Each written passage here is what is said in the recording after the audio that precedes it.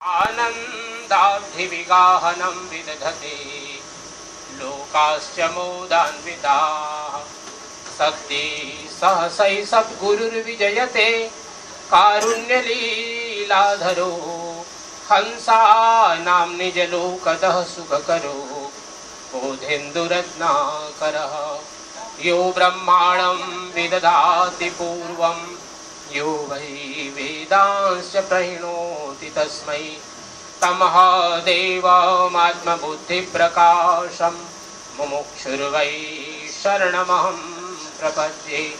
मुमुक्षुर्वै शरणमहं प्रपद्ये। प्रेम से बोलिए सदगुरु कबीर साहेब की, सदगुरु कबीर साहेब की, सदगुरु कबीर साहेब की। सत्य पुरुष परमात्मा हम सबके हृदय में विराजमान सदगुरु कबीर साहेब, परम आदरणीय परम श्रद्धेय सभी साधु समाज, भक्त सज्जन, देवियों, सज्जनों, प्यारे बच्चों, परम पावन अवसर आज हम सब लोग मॉरिशस के इस पायोत नगर में, वाकवा के पायोत नगर में हम लोग उपस्थित हैं। और यह परिवार है नापोल परिवार। भक्त श्री धर्मेंद्र नापोल जी के, उनकी धर्मपत्नी श्रीमती सुनीता नापोल जी, उनकी 2 कन्याएं और भाई श्री धर्मेंद्र जी की बहनें, और साथ साथ उनके जितने भी इष्ट मित्र परिवारगण हैं, आप सब लोग यहाँ पर बहुत ही श्रद्धा और भक्ति के साथ इस सदगुरु कबीर साहब की सात्विक ज्ञान या ज्ञानंदी चौकारती, जिसमें हम देख रहे हैं विशेष रूप से 12 बांसों पर ये 84 दिए जल रहे हैं। यह एक विशेष पूजन आज इस परिवार ने आयोजित किया और हम सब लोग पिछले कई दिनों से इसकी तैयारी में लगे हैं और आज यह विधि यहाँ पर संपन्न हो रही है, अर्थात की जा रही है। अभी हम सब लोगों ने बहुत सुंदर से हमारे भजन गाने वाले संतों के मुख से 7 रमैनी सद्गुरु का आवाहन, उनकी चरणामृत अर्थात उनका चरण पखारना, ये सभी विधियां हम सब लोगों ने मानसिक रूप से की भजन के माध्यम से। और कुछ प्रवचन आप सब लोग की इस पूजा के बारे में थोड़ा जान सकें। जैसे तो सदगुरु कबीर साहब की यह पूजा सात्विक ज्ञान यज्ञ चौकार थी। सात्विक ज्ञान यज्ञ इसलिए क्योंकि यह सात्विक है, अर्थात सतोगुणी पूजा है। इसमें जितने भी वस्तुओं का उपयोग किया गया है, फल फूल अन्न आदि, सभी सात्विक रूप से यहाँ पर उपस्थित किए गए हैं, सदगुरु को समर्पित किए गए हैं।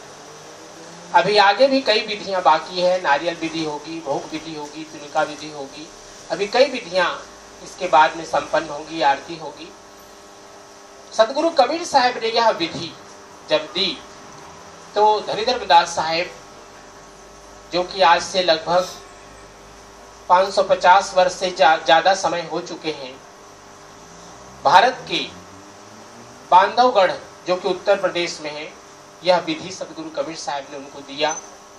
और यह एक प्रकार का कर्मकांड है, अर्थात भक्ति का स्वरूप है ये, क्योंकि भक्ति की धारा में कुछ न कुछ कर्मकांड होते हैं। तो सदगुरु कबीर साहब ने धनी धर्मदास साहब को ये विधि दी, पूजा की कि धर्मदास जी, इस पूजा से आप, आपके परिवार और आपके माध्यम से जो महंत साहब लोग होंगे, उनके माध्यम से जितने भी भक्त होंगे, न केवल भारत में, भारत से बाहर भी, उन सब का जीवन कल्याण होगा। उनके जीवन में उत्तरोत्तर सत्यलोक की प्राप्ति की ओर मार्ग अग्रसर होगा। सदगुरु कबीर साहब की इस परंपरा में जब भारत से हमारे भारतीय लोग, बिहार से विशेष करके जब लोग आए मॉरिशस देश में, तो प्रारंभ में तो केवल भजन आदि यहाँ पर आए, क्योंकि महंत साहब नहीं थे उस समय, लेकिन भजन गाते थे और वो खंजड़ी बजा करके भजन गाते थे। और वो परंपरा धीरे धीरे करके, क्योंकि पहले शायद 5 वर्ष के एग्रीमेंट होते थे जो भारत से आते थे, बाद में काम करने वाले लोगों के साथ में जब कुछ लोग यहाँ पर रह गए और उन्होंने देखा कि काफ़ी संख्या है कबीर साहब की, तो यहाँ पर एक स्थान है क्लेमासिया। क्लेमासिया में पहला मठ कविपंथियों का बना, जो आज भी वहां पर है, एक प्रतीकात्मक रूप से, सिंबल के रूप में, जहां पर 5 बैरागी संतों की समाधियां वहां पर है। तो सदगुरु कबीर साहब के इस परंपरा में जब कुछ लोग यहाँ पर आए मॉरिशस, तो फिर भारत से महंती पंजा मंगा करके यहाँ पर महंत बनाए गए। और वो परंपरा यहाँ पर पिछले 150 साल से बराबर चल रही है। और बहुत से स्थान अब तो धीरे धीरे करके हो गए। हम लोग जैसे यहाँ कबीर काउंसिल में हैं, लाकाविन वाकवा स्थित में, और उसके अलावा भी आप जानते हैं, आप सब लोग, कबीर साहब की बहुत सी संस्थाएं मॉरिशस देश में हैं, और सभी लोग इस विधि को करते हैं, गुरु की पूजा को करते हैं। यह हुआ सात्विक ज्ञान और यज्ञ। यज्ञ इसलिए क्योंकि हम लोग हिंदू हैं, जहां पर कहीं विधि होती है उसको हम यज्ञ कहते हैं। यज्ञ ऐसा नहीं है कि जहां पर हवन सामग्री अग्नि में डाली जाए उसी को केवल यज्ञ कहते हैं। यज्ञ वह भी है जहां हमारा मन परमात्मा की ओर बढ़ता है, वह भी यज्ञ है। और चौका आरती, सात्विक ज्ञान यज्ञ, और आनंदी इसलिए क्योंकि मृत्यु की पूजा, जैसे अभी हम संकेत करना चाह रहे हैं आप लोगों के समक्ष कि आज की यह जो पूजा है, श्री धर्मेंद्र नापोल जी की श्रद्धेया माता सत्यलोक वासिनी शांति झुलवा, उनके निमित्त से यह पूजा हो रही है। उनकी मृत्यु की पूजा अर्थात चलावा पूजा हम लोगों ने पिछले साल जब वो गुजरी थी तो उस समय ही उनकी पूजा विधि संपन्न की गई थी। और लगभग 1 वर्ष अभी पूरे नहीं हुए, उसके पूर्व ही ये पूजा आनंदी विधि इसलिए कि क्योंकि इस पूजा का जो विशेष महत्व है, मृत्यु के बाद एक आनंदी पूजा घर में आवश्यक मानी जाती है, और इसीलिए यह पूजा आज आनंदी पूजा है। और इसके कुछ विशेष नियम है। जैसे चलावा विधि में जब ऊपर हम लोग लगाते हैं कपड़ा, तो लाल कपड़ा लगाते हैं, और जो पंखुड़ियाँ बनाई जाती हैं इस विधि में, जब चौका आरती लगाते हैं तो उसमें 8-8 पंखुड़ियाँ एक कमल पर होते हैं, लेकिन इसमें 5 या 7 कमल दल बनाए जाते हैं। उसमें 8 विशेष रूप से और दिए जलाए जाते हैं।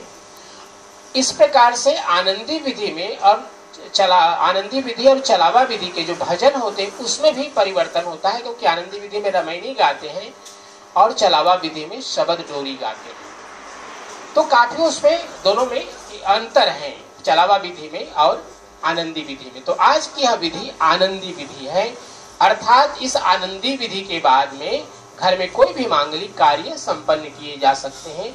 नापोल परिवार से रिलेटेड जो भी ब्लड रिलेशन वाले लोग हैं, वे लोग अपने घरों में कोई भी मांगलिक कार्य कर सकेंगे।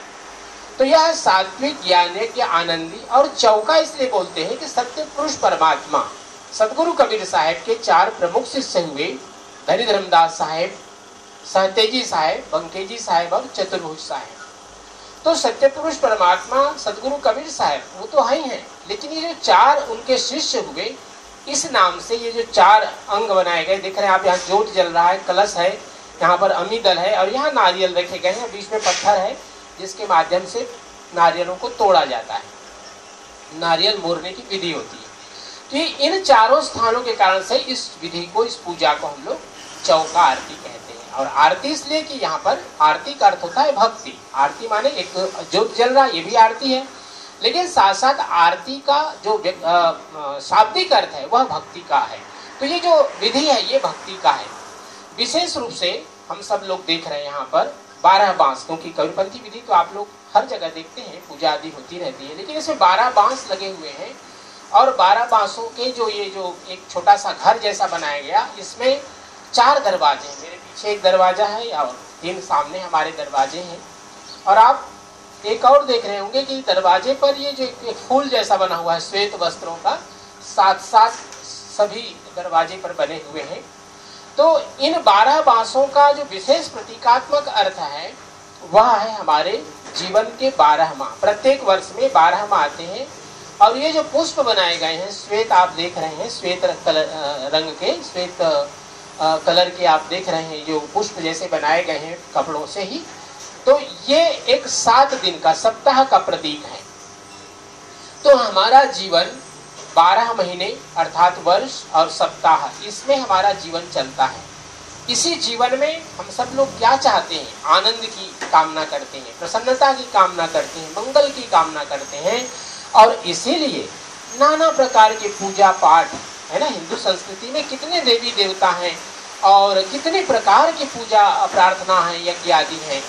तो जहाँ जहाँ अवसर मिलता है, एक बहुत अच्छी बात हमने देखी इस मॉरिशस देश में, तो कि हम तो भारत से आए हैं, तो भारत में एक एक परंपरा में लाखों लोग हैं, तो वहाँ पर दूसरे में जाने की सब लोगों को अवसर नहीं मिल पाते।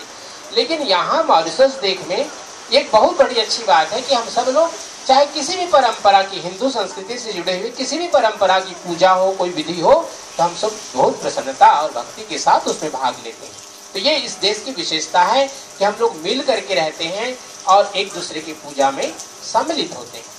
सभी पूजाओं का जो लक्ष्य है वह एक ही है कि जीवन में मंगल हो, चाहे वो परिवार के साथ, समाज के साथ, देश के साथ और पूरे विश्व के साथ। क्योंकि हमारे हिंदू संस्कृति में एक वाक्य है, वसुधैव कुटुंबकम, अर्थात पूरी वसुंधरा, पूरी पृथ्वी एक परिवार के समान है।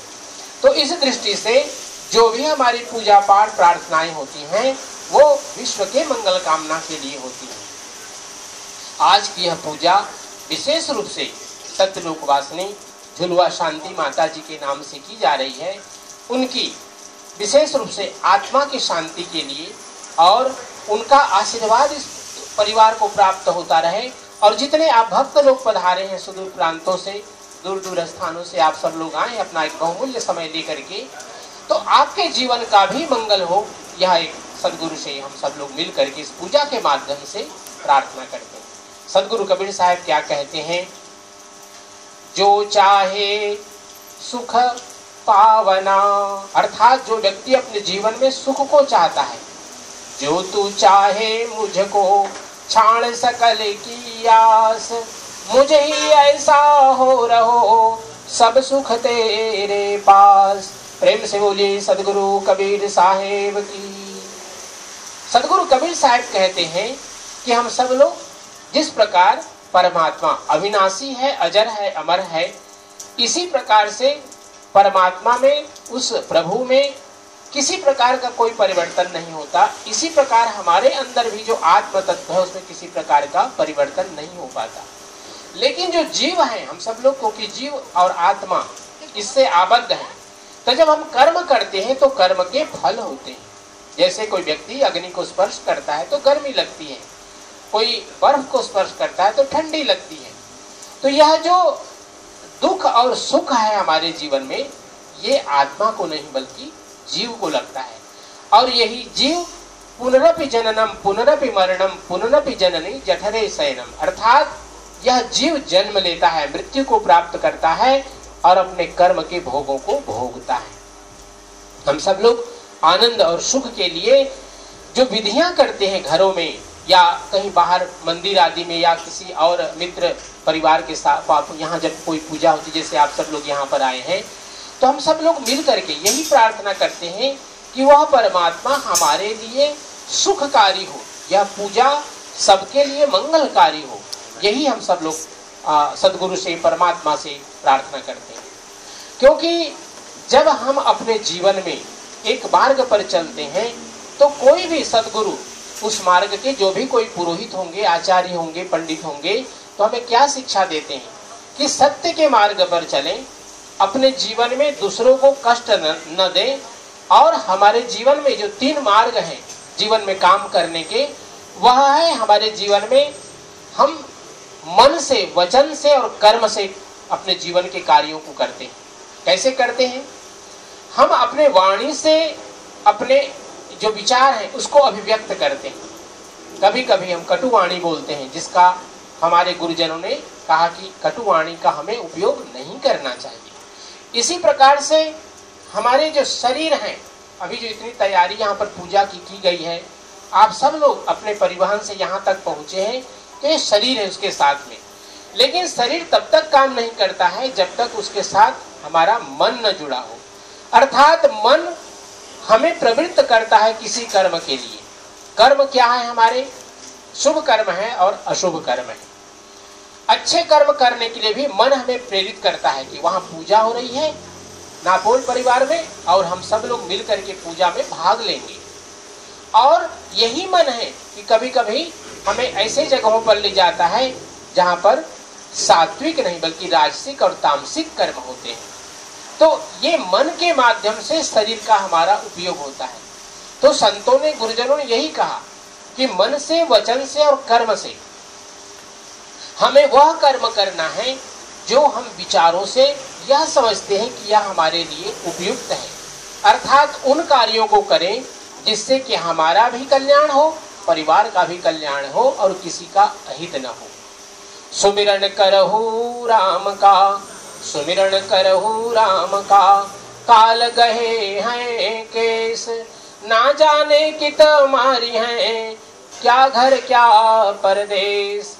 जीवन की यह जो सत्यता है हम सब लोगों के साथ जुड़ा हुआ है, चाहे वो धनी हो, बहुत बलवान हो शरीर से, बहुत बुद्धिमान हो, चाहे कितने भी ऊंचे पद पर बैठा हो, लेकिन उसके जीवन की सच्चाई क्या है कि एक दिन सबको ये संसार छोड़ना है। कोई पहले गया, फूले फूले चुन लिए, काल हमारी बारी।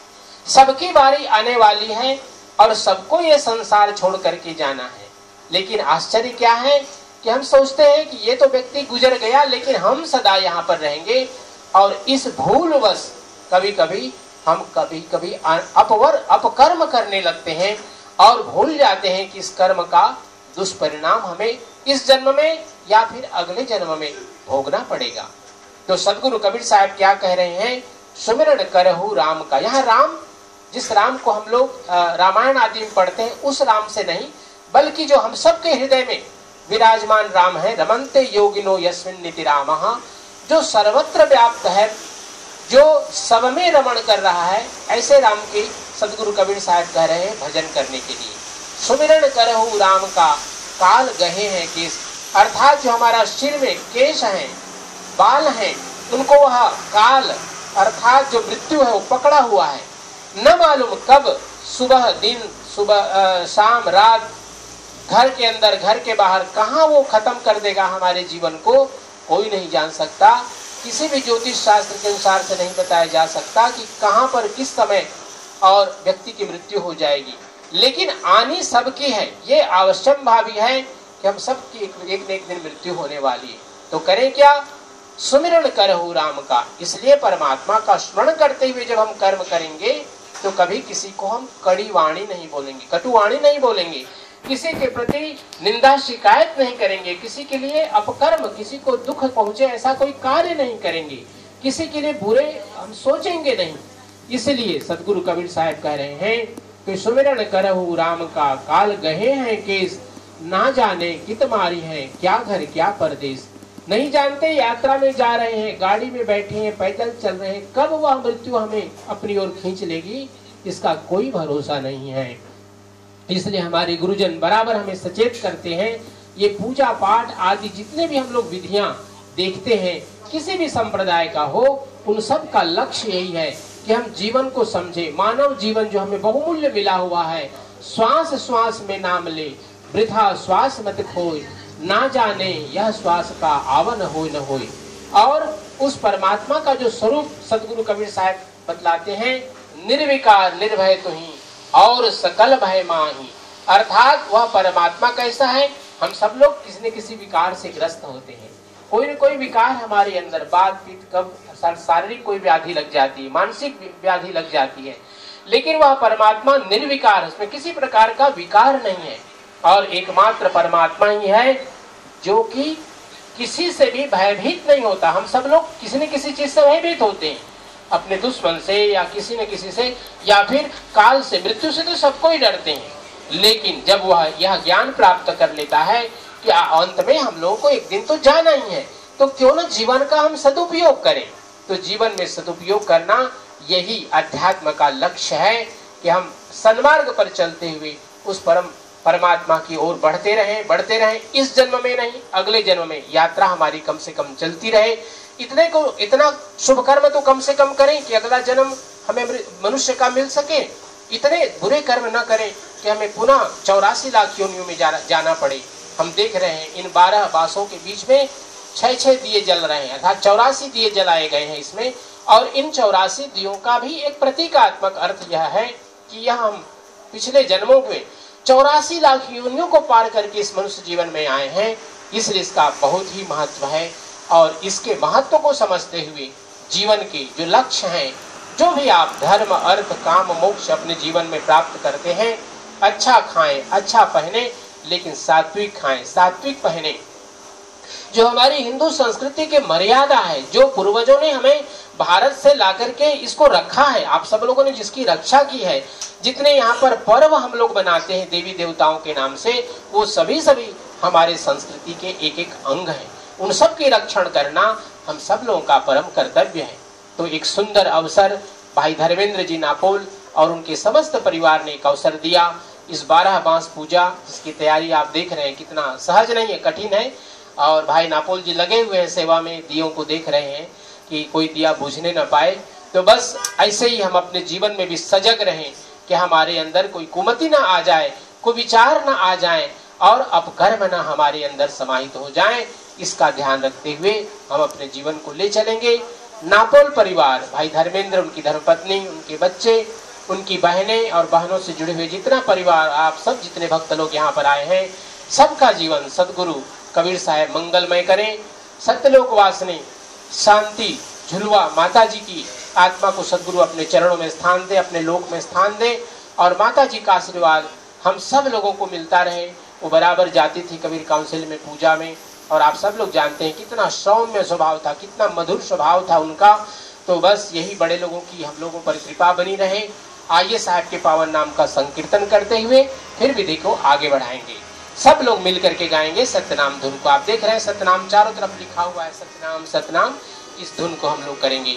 सत्यनाम सत्यनाम सत्यनाम बोल, जय करुणामय सत्यनाम बोल, सत्यनाम सत्यनाम। सभी लोग गाइए। जय करुणामय सत्यनाम बोल, सत्यनाम सत्यनाम सत्यनाम बोल, जय करुणामय सत्यनाम बोल, सत्यनाम सत्यनाम सत्यनाम बोल, जय करुणामय सत्यनाम बोल, सत्यनाम सत्यनाम सत्यनाम बोल, जय करुणामय सत्यनाम बोल, सत्यनाम सत्यनाम सत्यनाम बोल, जय करुणामय सत्यनाम बोल, जय करुणामय सत्यनाम बोल, जय करुणामय सत्यनाम बोल। प्रेम से बोलिए सदगुरु कबीर साहेब की जय, सदगुरु कबीर साहेब की जय, सब संत भक्त समाज की जय, आज के आनंद की जय। आइए सदगुरु के चरणों में हम सब लोग मिल करके बंदगी करते हैं। हाथ जोड़ ले आप सब लोग। साहेब बंदगी, साहेब बंदगी, साहेब बंदगी। आरती के लिए हम सब लोग खड़े होते हैं, और जब आप यहाँ पर आए तो कृपा करके जूता चप्पल एक बगल आप उतार दें, और उसके बाद